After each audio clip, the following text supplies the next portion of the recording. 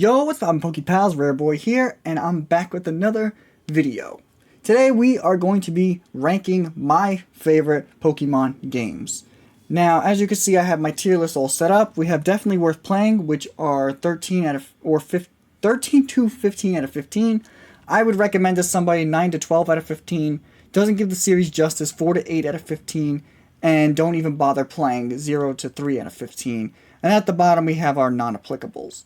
Now, some of you may be concerned because your favorite game is in the non-applicable section, but the reason why I did that is because I'm ranking what I consider to be the definitive versions of each generation. So, for example, Fire Red and Leaf Green are the definitive versions, in my opinion, to Gen 1, Heart Gold and Soul Silver for Gen 2, Oraz for Gen 3, Platinum for Gen 4, Black and White and Black 2 White 2 are kind of two separate games, so I have to rank them separately. That's the only generation that gets ranked separately. X and Y, unfortunately, did not have a definitive version. And then Ultra Sun, Ultra Moon, and Sword and Shield. I'm not counting DLC for Sword and Shield, by the way. It's just the vanilla version of Sword and Shield. So, if you guys want me to do another tier list with all of these, with the exception of these three, obviously because they're not out yet, then put it down in the comment section below saying, yes, Rare, we'd like to see literally every single Pokemon game ranked. I'll be more than happy to do so. But I did it this way because I didn't want a lot of repetition of, oh, well, Ruby and Sapphire are kind of the same as Emerald, or Gold and Silver are kind of the same as Crystal, you know. So I'm just doing what I consider to be definitive editions. And no, Let's Go Pikachu and Eevee don't count for Gen 1. So here is how my ranking system is broken down. Fire Red, Leaf Green, Heart Gold, Soul Silver, you know, all the games are here that I'm going to be ranking. Starting with Pokemon designs. How well do I love the designs of the Pokemon from this generation? So, when I say Pokemon designs for Fire Red and Leaf Green, I just mean the original 151. I know that the National Dex up to Generation 3's Hoenn region is in there, but I'm just considering the region's, like, native Pokemon. So, the Kanto Pokemon for Fire Red, Leaf Green. Story. How well is the story told in this generation? The map, how easy or how fun is it to traverse the region? Post-game content. Is there any? And if there is, how good is it? And finally, graphical designs.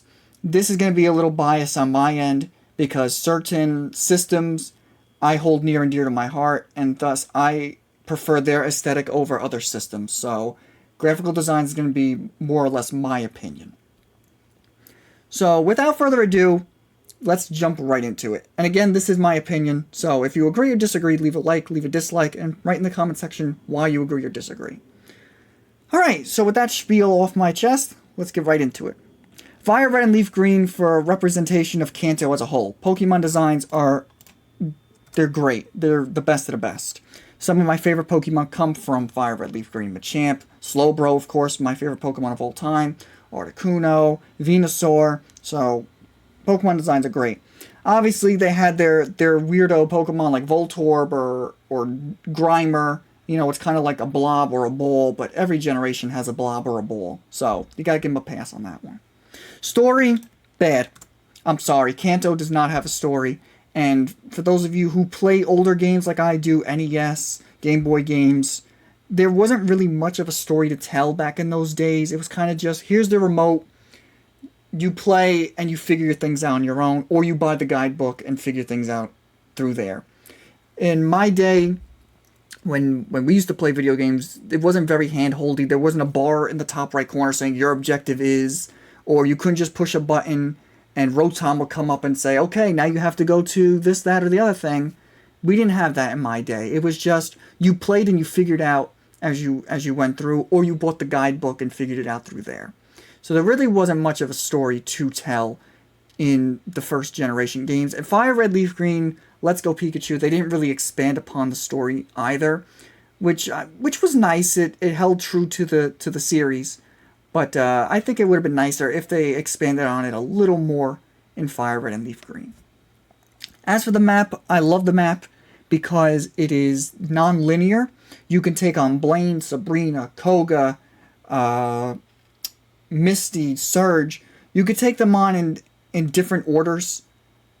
and how you please which one's more suited for your team. It's not like, okay, now here's the flying gym, and if your team's not suited for the flying gym, you're at a standstill. You know what I mean? You can mix and match your gym leaders to what better suits your team and help train. So that's what I liked about Gen 1. So definitely map is definitely high up there. Post-game content, Fire Red and Leaf Green really didn't add anything aside from the National Dex. And the National Dex was the hardest in the Game Boy Advance era.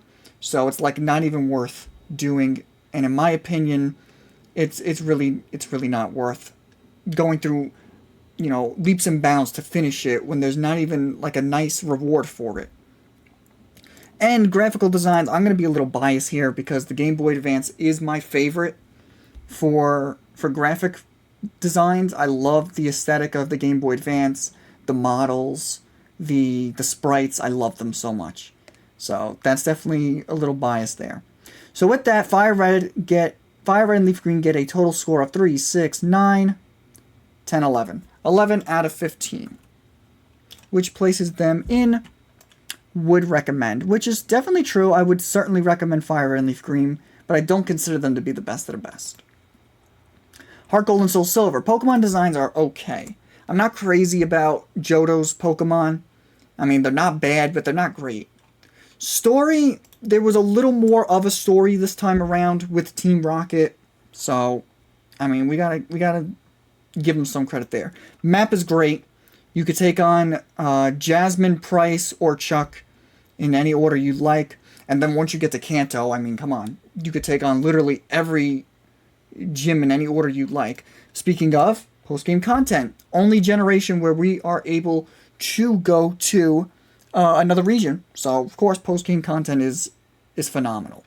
So, we got to give them 3 points there. And graphical designs, I got to give them a 3. I'm not keen on the DS, but I definitely love the sprites. It was a little slow, but other than that, the sprites were just upgraded from the GBA. But I don't know, they still didn't have like that blocky, old school feel to them like the Game Boy Advance. But they're still great in their respectful ways. So with that, Heart Gold and Soul Silver get a final score of 3, 6, 9, 11, 13 out of 15, which puts them up there in the best of the best, which I would absolutely agree on.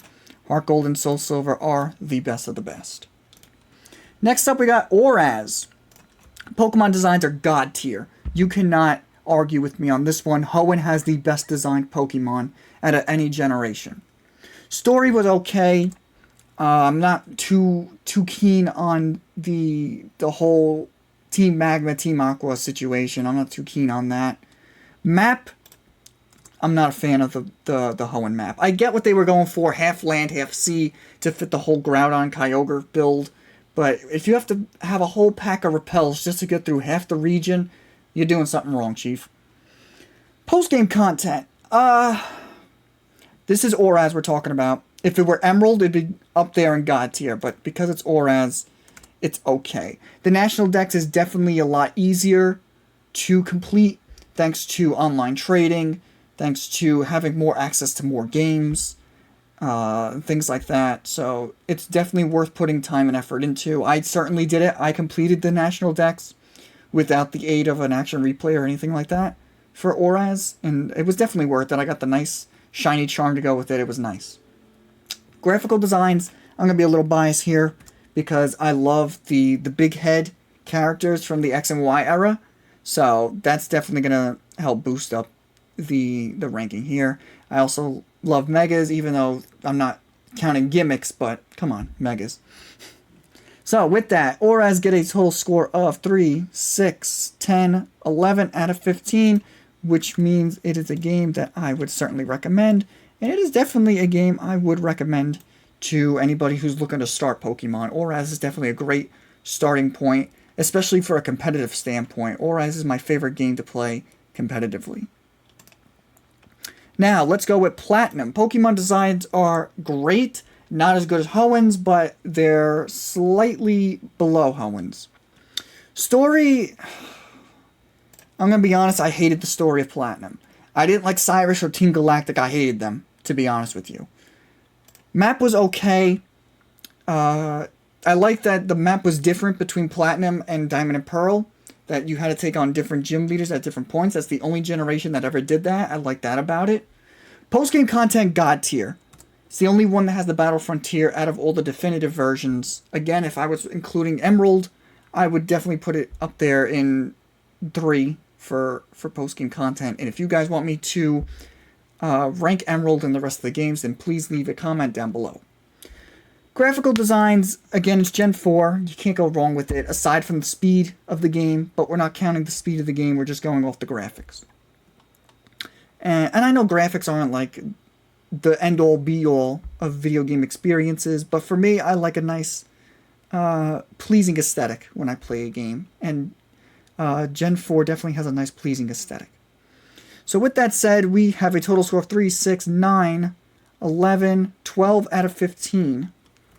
Which puts Platinum just below Best of the Best, but would recommend. So it quite didn't get the cut. If Cyrus and his team were a little more, meaningful and memorable to me, I definitely would have put them up there in the Best of the, definitely worth playing. But I just recommend Platinum. I wouldn't say it's like you have to play Platinum. Alright, next up we have Black and White, my favorite generation. But will it hold up with my ranking system? Pokemon designs, fantastic. I love Gen 5's designs. Story is God tier. Map is... it's between okay and bad. I gotta think about this for a second. The map is very linear, which I'm not a fan of. It's not like you could say, well, I want to go to this gym leader because this one's giving me trouble. I don't have the liberty of doing so. So, in that regard, I'm sorry, Unova, I have to give you a bad for map. Post-game content, there's like none, but I like that it expanded to other generations because you play with solely Unova Pokemon, which is one of my favorite aspects of the game. But then it opens up to every other region. That's what I love about the post-game. But other than that, there's really nothing else to do post-game-wise for Black and White. And graphical design, definitely God tier. The sprites now move. I mean, come on. I'm a big fan of sprites, and putting animation into the sprites for the entirety of the fight was like mind-blowing to me back in high school. So with that, Black and White get a total score of 3, 6, 9, 11, 12 out of 15, which just puts them under the Best of the Best for definitely worth playing. But I for sure would recommend Black and White. It's my favorite generation. Black 2, White 2. Pokemon designs again, yes. Story was not as good this time around. Map was better, but still linear. So, post-game content. Definitely added to the post-game content, and graphics are boom. So, Black 2, White 2, 3, 6, 9, 11, 13 out of 15, which puts them up there with our Gold, Soul, Silver. Of course, definitely worth playing Black 2 and White 2. Next up, we have X and Y. Pokemon designs were okay. I wasn't, like, crazy about them. The Megas I was definitely crazy about, but we're not counting Megas there. There's no Mega Kalos Pokemon. Story, I hate the story of Kalos. There's, like, little to no story. Actually, no, that's a lie. There's the Mega story, if we're talking about stories. If we're talking Team Flare, I hate Team Flare. But story-wise, for the Mega story, that's a great story. Map is not memorable to me. I can't tell you a single city or town in Kalos aside for Lumios. Post-game content, there's, like, none.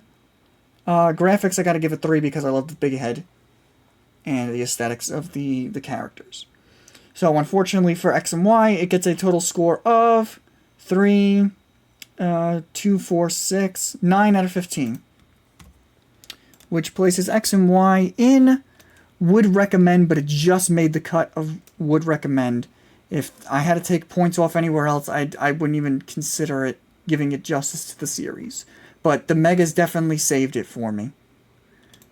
Next up, we have Ultra Sun, Ultra Moon. Pokemon designs are okay. I'm not crazy about the Alolan Pokemon. I have some favorites from Alola, but if you took them out, then I'd be like, eh. And I definitely don't like the aesthetics of the Ultra Beast. I didn't like any of that. Story was garbage. Map was okay. I like that you went from island to island. That was a nice new thing. Post-game content, garbage. Graphical designs are okay. They took away my big head.